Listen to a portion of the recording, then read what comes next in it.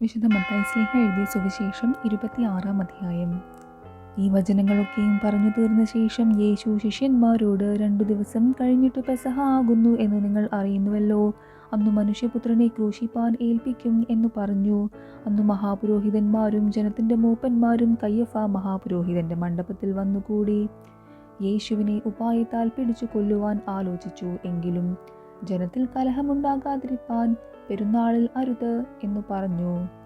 യേശു ബേഥാനിയയിൽ കുഷ്ഠരോഗിയായിരുന്ന ശീമോന്റെ വീട്ടിൽ ഇരിക്കുമ്പോൾ ഒരു സ്ത്രീ വിലയേറിയ പരിമള തൈലം നിറഞ്ഞ ഒരു വെൺകൽ ഭരണി എടുത്തും കൊണ്ട് അവന്റെ അടുക്കെ വന്നു. അവൻ പന്തിയിൽ ഇരിക്കുമ്പോൾ അത് അവന്റെ തലയിൽ ഒഴിച്ചു. ശിഷ്യന്മാർ അത് കണ്ടിട്ടും മുഷിഞ്ഞു. ഇവരും ചെലവ് എന്തിന്? ഇത് വളരെ വിലയ്ക്ക് വിറ്റു ദരിദ്രർക്ക് കൊടുക്കാമായിരുന്നുവല്ലോ എന്ന് പറഞ്ഞു. യേശു അത് അറിഞ്ഞ് അവരോട്, സ്ത്രീയെ അസഹ്യപ്പെടുത്തുന്നത് എന്ത്? അവൾ എങ്കിൽ നല്ല പ്രവൃത്തിയല്ലോ ചെയ്തത്. ദരിദ്രർ നിങ്ങൾക്ക് എല്ലായ്പ്പോഴും അടുക്കെയുണ്ട്, ഞാൻ നിങ്ങൾക്ക് എല്ലായ്പ്പോഴും ഇല്ല താനും.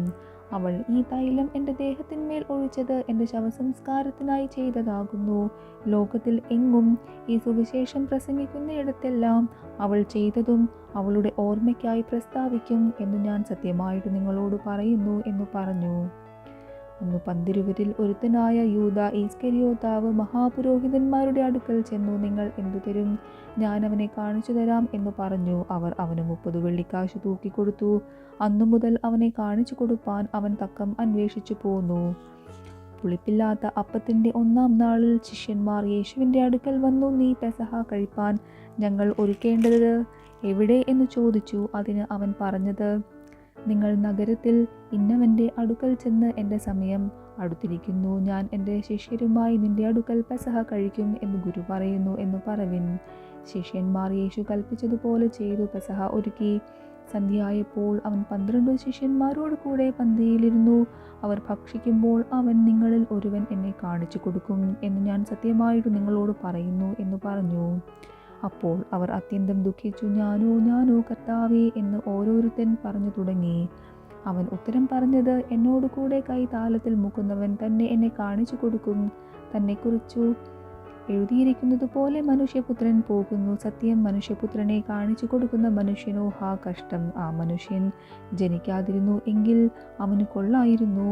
എന്നാറെ അവനെ കാണിച്ചു കൊടുക്കുന്ന യൂദ, ഞാനോ റബ്ബി എന്ന് പറഞ്ഞതിന് നീ തന്നെ എന്ന് അവൻ പറഞ്ഞു. അവർ ഭക്ഷിക്കുമ്പോൾ യേശു അപ്പം എടുത്തു വാഴ്ത്തി നുറുക്കി ശിഷ്യന്മാർക്ക് കൊടുത്തു. വാങ്ങി ഭക്ഷിപ്പിൻ, ഇത് എൻ്റെ ശരീരം എന്ന് പറഞ്ഞു. പിന്നെ പാനപാത്രം എടുത്തു സ്തോത്രം ചൊല്ലി അവർക്ക് കൊടുത്തു.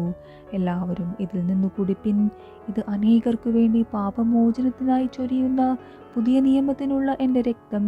എൻ്റെ പിതാവിൻ്റെ രാജ്യത്തിൽ നിങ്ങളോട് കൂടെ പുതുതായി കുടിക്കും നാൾ വരെ ഞാൻ മുന്തിരിവള്ളിയുടെ ഈ അനുഭവത്തിൽ നിന്ന് ഇനി കുടിക്കയില്ല എന്ന് ഞാൻ നിങ്ങളോട് പറയുന്നു എന്ന് പറഞ്ഞു. പിന്നെ അവർ സ്തോത്രം പാടിയ ശേഷം ഒലിവ് മലയ്ക്ക് പുറപ്പെട്ടു പോയി. യേശു അവരോട്, ഈ രാത്രിയിൽ നിങ്ങളെല്ലാവരും എങ്കിൽ ഇടറും, ഞാൻ ഇടയനെ വെട്ടും, കൂട്ടത്തിലെ ആടുകൾ ചിതറിപ്പോകും എന്ന് എഴുതിയിരിക്കുന്നുവല്ലോ. എന്നാൽ ഞാൻ ഉയിർത്തെഴുന്നേറ്റ ശേഷം നിങ്ങൾക്ക് മുമ്പായി ഗലീലയ്ക്ക് പോകും. അതിനു പത്രോസ്, എല്ലാവരും നിങ്ങൾ ഇടറിയാലും ഞാൻ ഒരു നാളും ഇടറുകയില്ല എന്ന് ഉത്തരം പറഞ്ഞു. യേശു അവനോട്, ഈ രാത്രിയിൽ കോഴി കൂകും മുമ്പേ നീ 3 വട്ടം എന്നെ തള്ളിപ്പറയും എന്ന് ഞാൻ സത്യമായിട്ട് നിന്നോട് പറയുന്നു എന്ന് പറഞ്ഞു. നിന്നോട് കൂടെ മരിക്കേണ്ടി വന്നാലും ഞാൻ നിന്നെ തള്ളിപ്പറകയില്ല എന്ന് പത്രോസ് അവനോട് പറഞ്ഞു. അതുപോലെ തന്നെ ശിഷ്യന്മാർ എല്ലാവരും പറഞ്ഞു. അനന്തരം യേശു അവരുമായി ഗെത്ശെമന എന്ന തോട്ടത്തിൽ വന്നു. ശിഷ്യന്മാരോട്, ഞാൻ അവിടെ പോയി പ്രാർത്ഥിച്ചു വരുവോളം ഇവിടെ ഇരിപ്പിൻ എന്ന് പറഞ്ഞു. പത്രോസിനെയും സെബെദി പുത്രന്മാർ ഇരുവരെയും കൂട്ടിക്കൊണ്ടു ചെന്ന് ദുഃഖിച്ചും വ്യാകുലപ്പെട്ടും തുടങ്ങി. എൻ്റെ ഉള്ളം മരണവേദന പോലെ അതിദുഃഖിതമായിരിക്കുന്നു. ഇവിടെ താമസിച്ച് എന്നോട് കൂടെ ഉണർന്നിരിപ്പിൻ എന്ന് അവരോട് പറഞ്ഞു. പിന്നെ അവൻ അല്പം മുമ്പോട്ട് ചെന്നു കവിണ്ണു വീണു, പിതാവേ, കഴിയും എങ്കിൽ ഈ പാനപാത്രം എങ്കിൽ നിന്ന് നീങ്ങിപ്പോകേണമേ. എങ്കിലും ഞാൻ ഇച്ഛിക്കും പോലെയല്ല, നീ ഇച്ഛിക്കും പോലെ ആകട്ടെ എന്ന് പ്രാർത്ഥിച്ചു. പിന്നെ അവൻ ശിഷ്യന്മാരുടെ അടുക്കൽ വന്നു. അവർ ഉറങ്ങുന്നത് കണ്ടു പത്രോസിനോട്, എന്നോട് കൂടെ ഒരു നാഴിക പോലും ഉണർന്നിരിപ്പാൻ നിങ്ങൾക്ക് കഴിഞ്ഞില്ലയോ? പരീക്ഷയിൽ അകപ്പെടാതിരിപ്പാൻ ഉണർന്നിരുന്നു പ്രാർത്ഥിപ്പിൻ. ആത്മാവ് ഒരുക്കമുള്ളത് ജഡമോ ബലഹീനമത്രേ എന്നു പറഞ്ഞു. രണ്ടാമതും പോയി, പിതാവേ, ഞാൻ കുടിക്കാതെ അത് നീങ്ങിക്കൂടാ എങ്കിൽ നിന്റെ ഇഷ്ടം ആകട്ടെ എന്നു പ്രാർത്ഥിച്ചു. അനന്തരം അവൻ വന്ന് അവർ കണ്ണിനു ഭാരം ഏറുകയാൽ പിന്നെയും ഉറങ്ങുന്നതു കണ്ടു. അവരെ വിട്ടു മൂന്നാമതും പോയി ആ വചനം തന്നെ ചൊല്ലി പ്രാർത്ഥിച്ചു. പിന്നെ ശിഷ്യന്മാരുടെ അടുക്കൽ വന്നു, ഇനി ഉറങ്ങി ആശ്വസിച്ചു കൊൾവിൻ, നാഴിക അടുത്തു, മനുഷ്യപുത്രൻ പാപികളുടെ കയ്യിൽ ഏൽപ്പിക്കപ്പെടുന്നു. എഴുന്നേൽപ്പിൻ, നാം പോക, ഇതാ എന്നെ കാണിച്ചു കൊടുക്കുന്നവൻ അടുത്തിരിക്കുന്നു എന്നു പറഞ്ഞു. അവൻ സംസാരിക്കുമ്പോൾ തന്നെ പന്തിരുവരിൽ ഒരുത്തനായ യൂദായും അവനോടുകൂടെ മഹാപുരോഹിതന്മാരും ജനത്തിന്റെ മൂപ്പന്മാരും അയച്ച വലിയൊരു പുരുഷാരവും വാളും വടികളുമായി വന്നു. അവനെ കാണിച്ചു കൊടുക്കുന്നവൻ, ഞാൻ ഏവനെ ചുംബിക്കുമോ അവൻ തന്നെ ആകുന്നു, അവനെ പിടിച്ചുകൊള്ളുവിൻ എന്ന് അവർക്ക് ഒരു അടയാളം കൊടുത്തിരുന്നു. ഉടനെ അവൻ യേശുവിൻ്റെ അടുക്കൽ വന്നു, റബ്ബീ, വന്ദനം എന്നു പറഞ്ഞ് അവനെ ചുംബിച്ചു.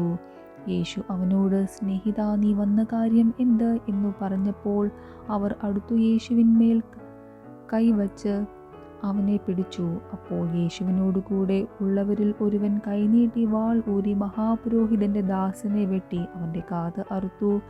യേശു അവനോട്, വാൾ ഉറയിൽ ഇടുക, വാൾ എടുക്കുന്നവരൊക്കെയും വാളാൽ നശിച്ചു പോകും. എൻ്റെ പിതാവിനോട് ഇപ്പോൾ തന്നെ 12 ലെഗ്യോനിലും അധികം ദൂതന്മാരെ എൻ്റെ അരികെ നിർത്തേണ്ടതിന് എനിക്ക് അപേക്ഷിച്ചുകൂടാ എന്നു തോന്നുന്നുവോ? എന്നാൽ ഇങ്ങനെ സംഭവിക്കണം എന്നുള്ള തിരുവെഴുത്തുകൾക്ക് എങ്ങനെ നിവൃത്തി വരും എന്നു പറഞ്ഞു. ആ നാഴികയിൽ യേശു പുരുഷാരത്തോട്, ഒരു കള്ളന്റെ നേരെ എന്ന പോലെ നിങ്ങൾ എന്നെ പിടിപ്പാൻ വാളും വടിയുമായി വന്നിരിക്കുന്നു. ഞാൻ ദിവസേന ഉപദേശിച്ചു കൊണ്ട് ദൈവാലയത്തിൽ ഇരുന്നിട്ടും നിങ്ങൾ എന്നെ പിടിച്ചില്ല. എന്നാൽ ഇതൊക്കെയും പ്രവാചകന്മാരുടെ എഴുത്തുകൾ നിവൃത്തിയാകേണ്ടതിനു സംഭവിച്ചു എന്നു പറഞ്ഞു. അപ്പോൾ ശിഷ്യന്മാർ എല്ലാവരും അവനെ വിട്ട് ഓടിപ്പോയി. യേശുവിനെ പിടിച്ചവരോ മഹാപുരോഹിതനായ കയ്യഫായുടെ അടുക്കൽ ശാസ്ത്രിമാരും മൂപ്പന്മാരും ഒന്നിച്ചു കൂടിയിരുന്നിടത്ത് അവനെ കൊണ്ടുപോയി. എന്നാൽ പത്രോസ് ദൂരവേ മഹാപുരോഹിതന്റെ അരമനയോളം പിൻചെന്ന് അകത്തു കടന്ന് അവസാനം കാൺമാൻ സേവകന്മാരോട് കൂടി ഇരുന്നു. മഹാപുരോഹിതന്മാരും ന്യായാധിപ സംഘമൊക്കെയും യേശുവിനെ കൊല്ലേണ്ടതിന് അവൻ്റെ നേരെ കള്ളസാക്ഷ്യം അന്വേഷിച്ചു. കള്ളസാക്ഷികൾ പലരും വന്നിട്ടും പറ്റിയില്ല. ഒടുവിൽ 2 പേർ വന്ന്, ദൈവമന്ദിരം പൊളിച്ചു 3 ദിവസം കൊണ്ടു വീണ്ടും പണിവാൻ എനിക്ക് കഴിയും എന്ന് ഇവൻ പറഞ്ഞു എന്ന് ബോധിപ്പിച്ചു. മഹാപുരോഹിതൻ എഴുന്നേറ്റ് അവനോട്, നീ ഒരു ഉത്തരവും പറയുന്നില്ലയോ?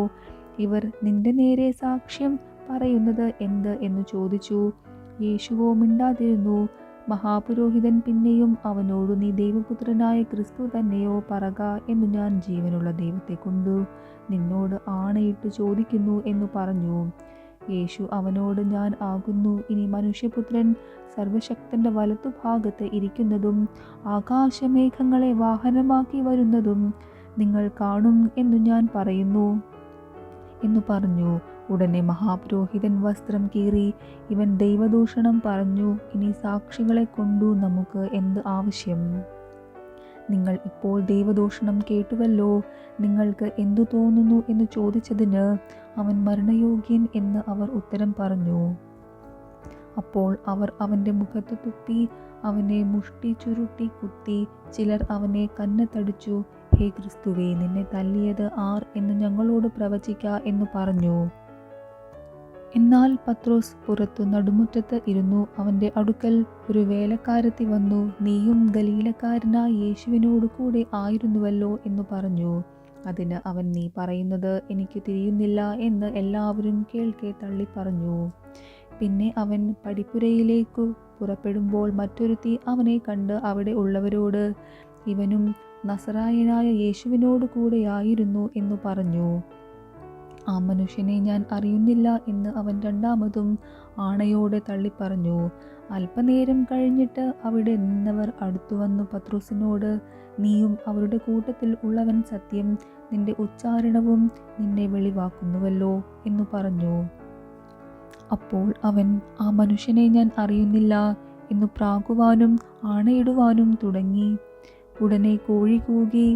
എന്നാറേ, കോഴി കൂകും മുമ്പേ നീ 3 വട്ടം എന്നെ തള്ളിപ്പറയും എന്നു യേശു പറഞ്ഞ വാക്ക് പത്രോസ് ഓർത്ത് പുറത്തുപോയി അതിദുഃഖത്തോടെ കരഞ്ഞു.